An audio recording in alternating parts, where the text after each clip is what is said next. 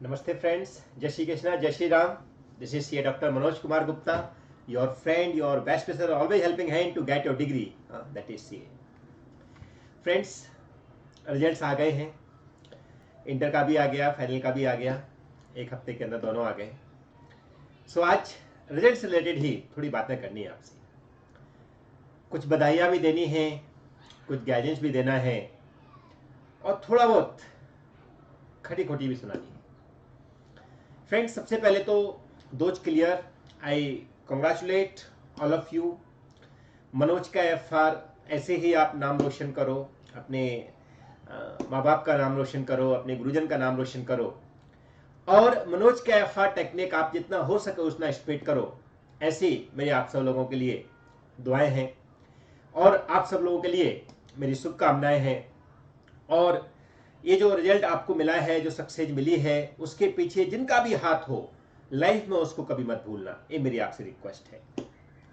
Friends, जैसा मैंने बताया कि आज मैं मेनली बोलने के लिए उन बच्चों के लिए आया हूं जो कहीं ना कहीं इस रिजल्ट से परेशान हो गए और सक्सेस नहीं उनके हाथ में आई, तो अभी समझ नहीं आ रहा है वो क्या करें. फ्रेंड्स, मैं बहुत सारे बच्चों से इस पीरियड में मिला हूं. काफी सारे स्टूडेंट ऐसे मिलते हैं जो बोलते हैं सर मैं 8 अटेम्प्ट दे चुका हूं, और ओल्ड कोर्स वाले तो बोलते हैं सर मैं कितने अटेम्प्ट दे गया हूं, अभी लास्ट अटेम्प्ट बचा है मेरे पास, अब क्या ऑप्शन है मेरे पास? कुछ ऑप्शन नहीं है. तो फ्रेंड्स, ये जो रिजल्ट आया है मैं आपको बोलूंगा तो इसमें जिन्होंने सक्सेस की है वो तो एकदम एक्स्ट्राऑर्डिनरी है ही, लेकिन जिन्होंने हिम्मत की एग्जाम देने की वो भी कोई सिंपल बंदे नहीं है, वो भी एक एक्स्ट्राऑर्डिनरी है. तो आप ये समझ के चलना फ्रेंड्स कि आपने ऐसी सिनेरियो में जो ऐसी प्रॉब्लम सब लोगों को चल रही थी, जहां पर लोग अपने आप को मेंटेन नहीं कर पा रहे थे और आपने एग्जाम दिया, ये अपने आप में एक ग्रेट अचीवमेंट है. सो अपने आप को कभी गिल्टी फील मत करो उसके लिए. हाँ, लेकिन उससे सीखना जरूरी है, ये मत भूल जाना. क्योंकि मैंने बताया ना, लाइफ का रूल है. क्या रूल है? कि या तो मैं जीतता हूं या मैं सीखता हूं, हारता कभी नहीं. हार जब तक नहीं होती जब तक हम अपने आप से ना हार जाए. तो आपको एग्जाम के बाद रिजल्ट नेगेटिव मिला है तो भी आप एक एक्स्ट्राऑर्डिनरी हो, ऐसा मैं बोलूंगा. क्योंकि आपने ऐसे सिनेरियो में, ऐसे सिचुएशन में एग्जाम दिया जहां पे सब लोग डरे हुए थे, तो आपके लिए सैल्यूट. ये आपकी एक बहुत बड़ी कामयाबी है. अब रिजल्ट नहीं मिला, उसके पीछे रीजन क्या है, जब तक हम उसको नहीं समझ लेंगे तब तक जो में एग्जाम आने वाला है उसको देने का कोई फायदा नहीं. फ्रेंड्स, रिजल्ट आने से लेके अभी तक I am very Frank with you, इतनी डिमांड मनोज के एफआर की आई, स्पेशली ओल्ड कोर्स के बच्चे. और मैंने कोई मार्केटिंग नहीं की, लेकिन वो बच्चों को, जो बच्चे सक्सेस हुए उनके थ्रू जो रेफरेंस मिले, वो आगे होके बोलते हैं कि सर हमको मनोज के एफआर सिस्टम फॉलो करना है. तो मैं आपसे जो बोलना चाहता हूं वो ये कि वो जो मिस्टेक है उसको रियलाइज करना ही एक सबसे बड़ा इस रिजल्ट से सीखने का आपका एक ऑब्जेक्टिव या आपका सीखने का गोल होना चाहिए. कि ये जो हुआ उसमें हमने अचीवमेंट किया, हमने एग्जाम दिया, वो हमारे लिए अचीवमेंट था, लेकिन अब उससे सीखना यह है कि कहां कहां कमियां रह गई हैं, उनको इंप्रूव करना है. और उसके लिए ही मनोज के एफआर है. फ्रेंड्स, मनोज के एफआर को मार्केटिंग नहीं आती, लेकिन ये जानता है वो कि जिन्होंने भी अप्लाई कर दिया ना, वो 101% क्लियर होने वाले हैं. 100% वो एफआर में स्पेशली मास्टर बनने वाले. और एफआर का टेक्निक पूरे सिलेबस में चलता है, पूरे सब्जेक्ट में चलता है. वो क्या है? तो उसके लिए मैं आपको बोलता हूं कि आप पहले ये जानो. जैसे कई बच्चे बोलते हैं कि सर हमारे इस बार 45 मार्क्स आए, या कोई बोलता है 30 मार्क्स आए एफआर में, तो अब आगे इंप्रूव करने के लिए क्या करें? तो आप ऐसा मान लो सर हमको तो कुछ नहीं आता, एकदम स्क्रैच से चालू करना है, सर बताइए क्या करें? मैं उनको बोलता हूं बेटा ऐसा कैसे हो सकता है? अगर आपने सपोज ओल्ड सिलेबस को आपने 4-5 अटेम्प्ट दे दिए हैं और आपको कुछ नहीं आता, ऐसा कैसे हो सकता है? आपकी पहले थिंकिंग चेंज करो. आपको यह समझना है कि 30 मार्क्स तो ले आया हूं सर मैं, अब मेरे को 30 में ऐड करने हैं. अगर मैं 40 ले आया हूं तो 40 में ऐड करने हैं. तो क्या होगा? आपकी पुरानी मेहनत काम आएगी. उसी मेहनत में खाली इतना सा एडिशन करना है फ्रेंड्स, आप मास्टर बन जाओगे. यही मैं चाहता हूं. जो इतना सा इंप्रूवमेंट वाली बात है वो ही एक डिफरेंस बता देता है पास और फेल में. आपके सामने बहुत सारे एग्जांपल होंगे फ्रेंड्स, जिन लोगों के एक ग्रुप में सपोज किसी के 198 आए होंगे और किसी के 200 आए होंगे, बहुत सारे लोग ऐसे हैं 200 वाला पास है 198 वाला फेल, तो ये 2 मार्क्स का फर्क है, कई लोग तो 199 में भी हो सकते हैं। तो ये जो डिफरेंस 1 और 2 मार्क्स का है, ये डिफरेंस इतनी सी चीज की वजह से है। आप अपने आप को पूरा मत बदलो कि हम अभी पहले जो सिस्टम फॉलो करते थे एकदम बदल दिया, अब हमको नया सिस्टम से चालू करना है, जीरो से चालू करना है।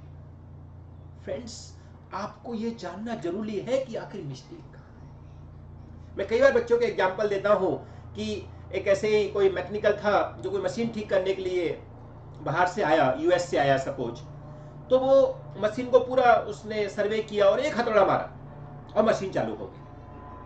फिर बाद में उसने अपना बिल भेजा कि भाई कितना बिल हो गया, तो $10,000 का। तो वहां के जो इंचार्ज थे उन्होंने बोला यार ये तो बहुत ज्यादा है, थोड़ा वेरिफिकेशन बताओ किस चीज का हो गया। तो उसने बोला कि सर $5 हथौड़ा मारने का, एक हथौड़ा मारा ना, और बोले बाकी का बैलेंस अमाउंट उस बात का कि हथौड़ा कहां मारना है। तो फ्रेंड्स, यही चीज हमारी स्टडी में है। आज हम खाली वो जो सिस्टम है कि बस हथौड़ा हथौड़ा मारते रहे, लेकिन कहां मारना है कोई पता नहीं है, तो कितने भी हथौड़े मार लो कोई यूज नहीं होने वाला।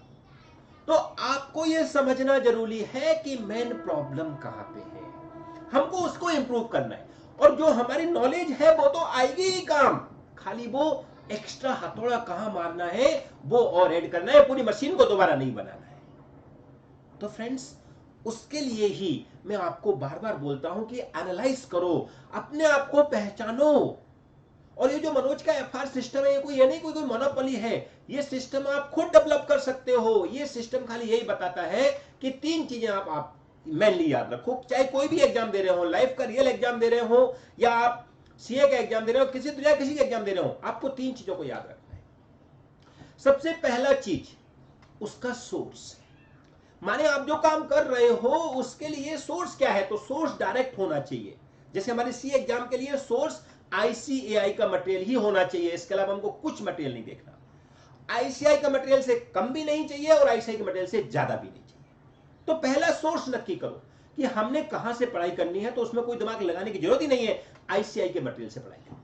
और मनोज का एफआर आप जानते हो आईसीआई के मटेरियल का कॉपी है पूरा का पूरा, क्वेश्चन वहां से उठाते हैं, सॉल्यूशन एज पर मनोज के एफआर होते हैं, जो कि 80-20 कॉन्सेप्ट इस पर। दूसरी चीज आपको याद रखनी है, हमको एक भी चीज को छोड़ना नहीं है। माने कुछ भी हो जाए, आईसीआई के मटेरियल के अंदर कोई भी चैप्टर दिया हो, जैसे मैं कुछ टाइम पहले बच्चे से बात कर रहा था, बोला था सर मैंने पर्टिकुलर चीज के लिए कुछ इंपोर्टेंट चीज कर ली थी, मेरे को लगा वहीं से आ जाएगा और बाकी का सब मैं से आया वहां से छोड़ के आया। मैं बच्चों को बार बार बोलता हूं, हम जो चीज छोड़ के जाएंगे एग्जाम में वही आएगा, ऐसा सोच के चलना। तो कुछ भी नहीं छोड़ना है यार, क्यों छोड़े? आईसीआई के मटेरियल से बाहर नहीं जाना है, लेकिन उसमें से एक भी चीज छोड़नी नहीं। Third friends, very very important, वो है कॉन्फिडेंस को बिल्ड करना है। अब कॉन्फिडेंस बिल्ड करने का पूरा चक्रव्यूह है, ऐसे नहीं हो जाएगा कॉन्फिडेंस बिल्ड हम तो कॉन्फिडेंस है। अरे कॉन्फिडेंस बिल्ड मतलब कॉन्फिडेंस क्रिएट करना पड़ेगा। क्रिएट कैसा? जैसे कि आप जब फर्स्ट टाइम गाड़ी चलाते थे तो आपको पता है गाड़ी चलाते टाइम पर यू फील लाइक यार इधर ना चलिए उधर ना, कभी क्लिच देख रहे हैं कभी गियर देख रहे हैं, ऐसा हमारी फीलिंग होती थी। लेकिन वही जब हम मास्टर बन गए तो गाड़ी का कब चालू हो गई, कब हमने चालू कर दी और कैसे हम घुमा फिरा के लेंगे हमको पता भी नहीं चलता। वो कॉन्फिडेंस बिल्ड करना है। माने हम अभी वो स्टीयरिंग से एकदम ऐसे ऐसे करके चला रहे थे गाड़ी, अब हमको इतने कॉन्फिडेंस पे जाना है कि सोचना भी ना पड़े कि हमने अभी गियर लगाना है कि हमें स्टीयरिंग घुमानी है कि हमको क्या करना है, ऑटोमेटिक सब हो। वो कॉन्फिडेंस कैसे आएगा? उसके लिए 2-3 चीजों का कॉम्बिनेशन। क्या कॉम्बिनेशन? सबसे पहला, एक एक चीज को 10-10 बार करना है, एक एक चीज को 10-10 बार, और मनोज क्या फर्क करवाता है। दूसरा, फुल डे जो स्टडी करेंगे उसको कैसे रिवाइज करना है, उसकी तैयारी 5 मिनट में हो जानी चाहिए, यानी कि 5 मिनट में पूरा दिन का पढ़ा हुआ हम रिवाइज कर सके, ऐसा प्रिपरेशन आपको करना है। माने सॉरी, आज हमने जो स्टडी किए हैं उसको 5 मिनट में कैसे रिवाइज किया जाए उसकी तैयारी आज ही कर लेनी है। और उसके लिए जो थर्ड पार्ट है वो है नोट्स, यानी जब हम उसके नोट्स बना लेंगे तभी ऐसा हो पाएगा कि हम उस चीज को फ्यूचर में कैसे रिवाइज करेंगे उसकी तैयारी आज हम कर चुके हैं, जब हम अपने नोट्स में कन्वर्ट कर चुके हैं। यही मनोज के एफआर का कॉन्सेप्ट है। तो आपको कॉन्फिडेंस बिल्ड करना है तो ये तीनों काम करने पड़ेंगे। इसके साथ में क्या करना है, जैसे ही चैप्टर सब्जेक्ट खत्म हो जाए उसका टेस्ट लिखना है। टेस्ट के लिए कोई मॉक टेस्ट सीरीज ये सब चीज आप ज्वाइन करो तो मेरे को दिक्कत नहीं है, लेकिन मैं बोलूंगा इसमें पैसा खर्चा नहीं करोगे तो भी चलेगा। क्या करना है उसके लिए? उसके लिए आईसीआई ने जो मॉक टेस्ट दिए हैं, आईसीआई ने जो पास्ट एग्जामिनेशन क्वेश्चन लिए, उनको बराबर से 3 घंटे बैठ के करो फ्रेंड्स, आप 100% सक्सेस होंगे।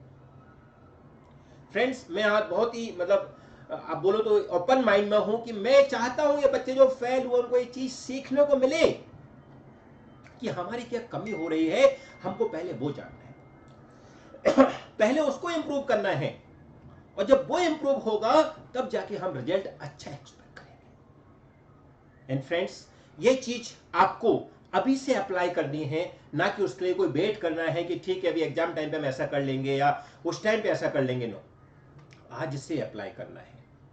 एंड आप चाहे मनोज के एफआर सिस्टम फॉलो करो, चाहे अपना खुद सिस्टम बनाओ, लेकिन मनोज के एफआर सिस्टम जैसा बनाओ जिससे आप इस सब चीजों को बिल्ड कर सको और एग्जाम में आपको 1% भी ये ना लगे कि यार पता नहीं क्या होगा। 100% श्योर होना चाहिए कि yes pass. And friends sorry, मैं हमेशा बच्चों को बोलता हूं कि जब हम कोई चीज करने की ठान लेते हैं तो हमको उस चीज के लिए सब कुछ समर्पित कर देना है, और रिजल्ट के नाम पर इतना सोचना है कि गॉड जो करेगा अच्छा करेगा बस। क्योंकि मेहनत करना हमारे हाथ में है, रिजल्ट आना हमारे हाथ में नहीं।